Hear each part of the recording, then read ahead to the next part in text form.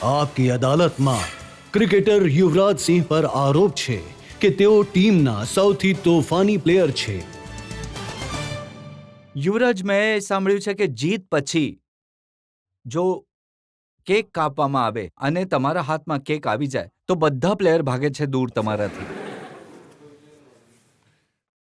જી જુઓ, હવે જીત પછી ઉજવણી તો કરવાની, અને એટલો માણસ છે ગેમમાં ઇન્વોલ્વ થાય છે કે એટલો સિરિયસ થાય છે કે અંદરનું જે બાળક જે છે, અંદરનું જે તોફાન હોય છે, એ ઘણીવાર આવી ઉજવણીમાં જાગી જાય છે અને કેક ઉઠાવીને એકબીજા પર લગાવીએ છીએ. પરંતુ એક ખોટી વાત છે કે હું જ મારા હાથમાં કેક આવે, બધા પ્લેયરોના હાથમાં કેક આવે અને એકબીજાને લગાવે છે. એક ટ્રેન્ડ બની ગયો છે અમારી ટીમમાં કે જેનો બર્થડે છે એના મોઢા પર કેક તો લાગવાની.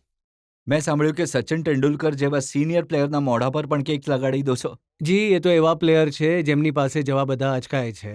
તો હું અને હરભજન ને ઝહીર હંમેશા એક પ્લાન બનાવીએ છીએ કે સચિન તેંડુલકરને કેવી રીતે પકડીએ અને કઈ રીતે એમના હાથ બાંધીએ અને કઈ રીતે એમને કેક લગાડીએ. પણ એ એટલા તોફાની છે અમારા કરતાં કે એમને ખબર પડી જાય કે આમ પ્લાન શું છે અને ઉલટું અમારા પર કેક લગાડીને એ ભાગી જાય છે.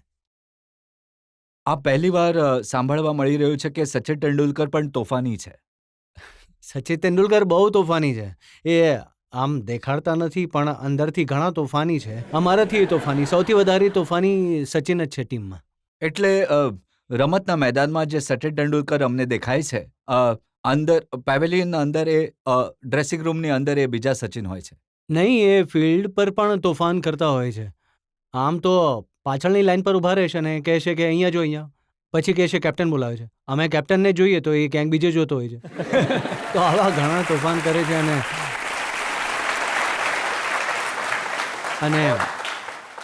અને બેટિંગ વખતે એટલી નર્વસનેસ થાય છે કે જે બેટિંગ કરવા આવે છે તો એ હસી મજાક કરતા હોય છે બેટિંગના ટાઈમે.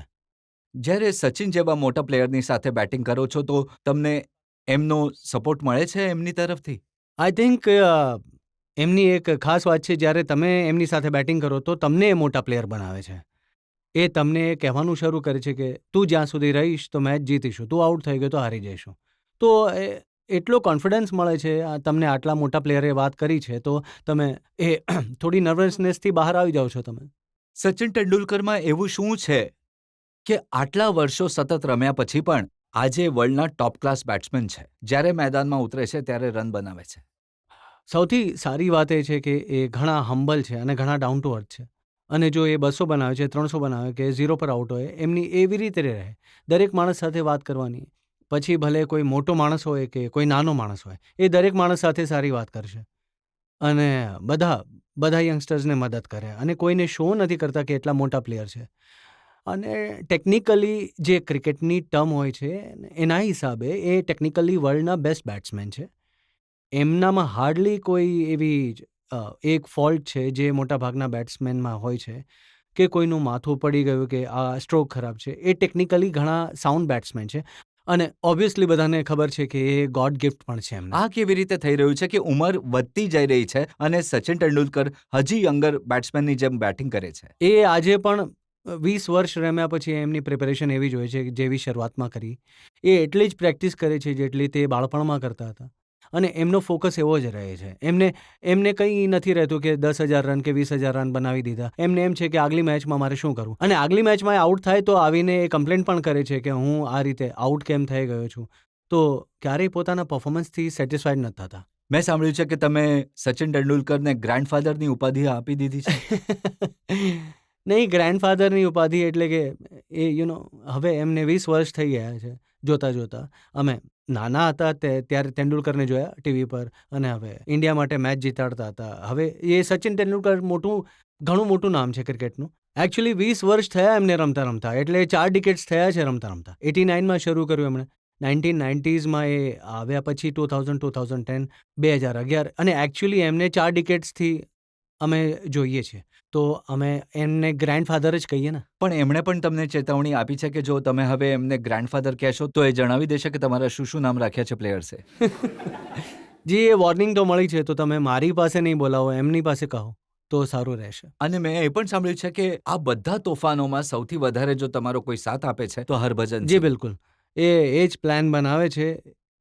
એ જ સૌથી વધારે તોફાની છે અમારી ટીમમાં. અચ્છા, તમે કંઈ નથી હું કરતા? કંઈ નથી કરતો. હું તો માત્ર એમનો સાથ આપું છું.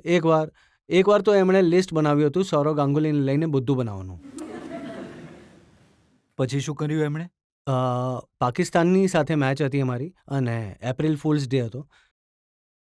તો હરભજન સિંહે એક પ્લાન બનાવ્યો લિસ્ટ પર કે આગલા દિવસે અમે મેચના પહેલાં એમને કહીશું કે આ ન્યૂઝવાળાને પહોંચાડવાની. હરભજન સિંહ સિરિયસ નથી, યુવરાજ સિંહનું એ ગેમમાં ધ્યાન નથી, અથવા રાહુલ દ્રવિડ મારી વાત નથી સાંભળતા. તો એવું બધું કહીને લાઇન્સ બનાવી અમે, અને આગલા દિવસે હરભજને લાઇન્સ બતાવી કે તમે આ પ્રેસને કહ્યું, અને બધા છોકરાઓએ એક એક કરીને પોતાના સામાન ઉઠાવીને બહાર જવા લાગ્યા.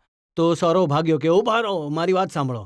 અને એટલો નર્વસ થઈ ગયો કે એ દાદાનો રડવા જેવો ચહેરો થઈ ગયો. તો બધાએ દાદાને કહ્યું કે ઇટ્સ એપ્રિલ ફૂલ. તો એમને ખબર નહોતી, એ મારવા પાછળ આવ્યા.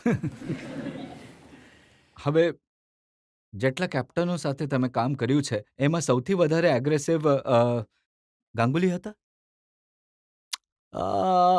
અગ્રેસિવ હતા ગાંગુલી, પણ સૌથી વધારે જેમની અંડર હું રમ્યો છું ગુસ્સાવાળા હતા એ અનિલ કુંબલે. તમારા પર ઘણો ગુસ્સો કર્યો એમણે?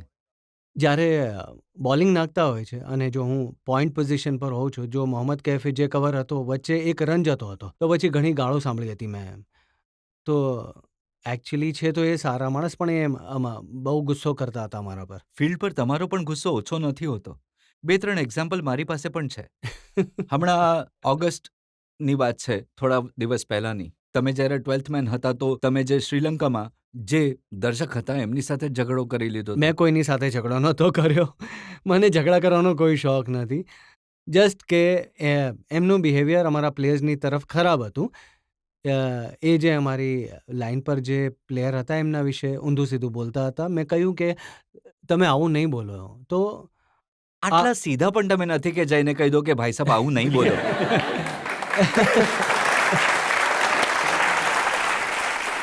નહીં, એ સાચું કહ્યું તમે, કે મેં આ રીતે નહોતું કહ્યું. મેં એમને થોડું અગ્રેસિવલી કહ્યું કે you should not do it, કે આવું તમે ના કરો.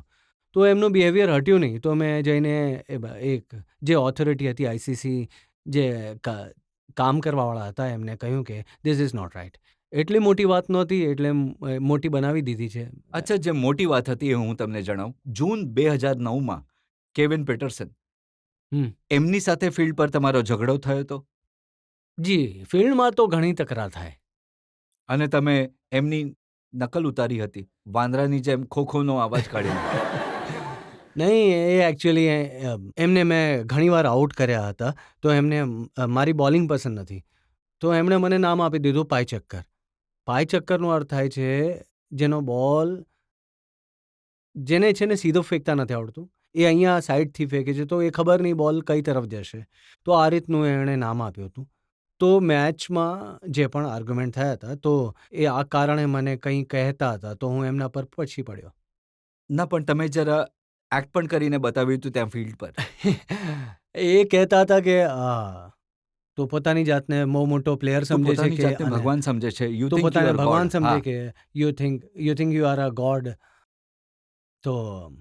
તો મેં એમને કહ્યું કે મેં તો ક્યારેય નથી કહ્યું હું ભગવાન છું. હું તો માત્ર પ્લેયર છું. તું જ કહે છે કે આ એક્ટિંગ બેક્ટિંગ જે તું કરે છે. મેં કહ્યું કે આ સારું છે. મેં કહ્યું કે હું જે કરું ખોટું, તું કરે બરાબર. બસ એટલી જ વાત થઈ હતી.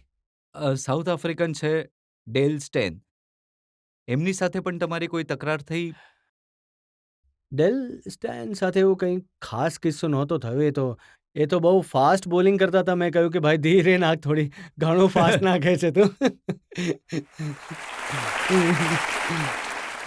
તમે આટલું પ્રેમથી બોલો છો ફિલ્ડ પર જેટલું હમણાં કહી રહ્યા છો? નહીં, મેં એને ખૂણામાં જઈને કહ્યું કે ધીરે નાખ, આટલો ફાસ્ટ કેમ નાખે છે ભાઈ. અને પાકિસ્તાનના ઉમર ગુલ? ઉમર ગુલની સાથે પણ લગભગ કંઈક આવું જ થયું હતું. એમણે પણ મને યાદ છે, જુઓ, ઇન્ડિયા પાકિસ્તાનની જ્યારે પણ મેચ હોય તો એક અલગ રીતની મેચ હોય છે, બિકોઝ બંનેમાંથી દરેક ટીમને જીતવું હોય છે, અને કોઈ પણ કોમ્પ્રોમાઇઝ નથી કરતા કે વસ્તુઓ પર. તો અંદર એટલું એગ્રેશન હોય, કારણ કે જે પણ અમારી પાસ્ટમાં થયું, તો આપણે એને લઈને એ જ વિચારીએ કે અમે ઇન્ડિયા પાકિસ્તાનની મેચ નથી સમજતા. પાકિસ્તાન પણ એ જ વિચારે છે, જો ઇન્ડિયાથી નથી હારવું. ઇન્ડિયાના પણ સેમ વિચાર હોય છે, પાકિસ્તાનથી નથી હારવું. તો એમાં ઘણી આર્ગ્યુમેન્ટ તો થઈ જ જાય છે. તમે કહો છો કે જ્યારે પાકિસ્તાન સાથે મેચ હોય છે તો એગ્રેશન વધારે હોય છે, ગુસ્સો વધારે હોય છે. નહીં, એક રીતે ડિફરન્ટ, થોડો અલગ રીતનો વિચાર આવી જાય છે એમાં કે પાકિસ્તાનથી નથી હારવું. કારણ કે જે પણ કન્ટ્રીઝના ઇસ્યુ છે, જે પણ કોઈ કેમ કે અમે પાકિસ્તાનથી હારશો તો પબ્લિક ઘણું મારશે. એ પણ છે. પાકિસ્તાનથી હારીશું તો માર ખાઈશું અમે. એમને હોય છે ઇન્ડિયાથી હારીશું તો અમારી પણ જનતા મારશે. તો એક રીતે તો જુસ્સો હોય છે પાકિસ્તાનની સાથે રમવાનો. આ સમયે જે પ્લેયર છે એમાં મેં સાંભળ્યું કે તમારું ધોની સાહેબ સાથે ઘણું બને છે, કેપ્ટન સાહેબ સાથે. મારું બધા પ્લેયર સાથે બને. પણ એ વાતથી તમે નારાજ છો કે તમને ધોનીના લગ્નમાં નાચવાની તક ન મળી? જી હા, એમણે અમને લગ્નમાં બોલાવ્યા જ નહીં. આ સવાલ તો તમારે એમને કરવો પડશે, કેમ ન બોલાવ્યા. અમારી તો તક ગઈ ને નાચવા ગાવાની. તમે લોકોએ પૂછ્યું નહીં એમને કે ભાઈ અમને કેમ ના બોલાવ્યા? એને જ્યારે પણ પૂછતો એ ભાગી જતો હતો. કહેતો કે મારી પ્રેસ કોન્ફરન્સ છે, મારે નેટ પર જવાનું છે, મારે કશે જમવા જવાનું છે. તો એ ગોળ ગોળ રમતો હતો. પકડીશું એને, સાથે અમે વિચાર્યું છે 11 લોકો પકડીશું. કે પછી તમારા જ્યારે લગ્ન થશે તો ધોનીને નહીં હું તો બોલાવો? નથી બોલાવવાનો એને. એણે મને એક અઠવાડિયા પહેલાં કંઈક કહ્યું કે તું જલ્દીથી લગ્ન કરી લે. તો મેં કહ્યું હું તો કરી લઈશ. તો કહે નહીં, જલ્દી કરી લે, મારે નાચવું છે તારા લગ્નમાં. મેં કહ્યું તો એને બોલાવશે કોણ લગ્નમાં? મેં તો એને બિલકુલ કહી દીધું હું તને નથી બોલાવવાનો. પણ એ પણ સાંભળ્યું છે કે જે સાક્ષી છે એમની પત્ની છે એમની સાથે તમારું ઘણું બને છે.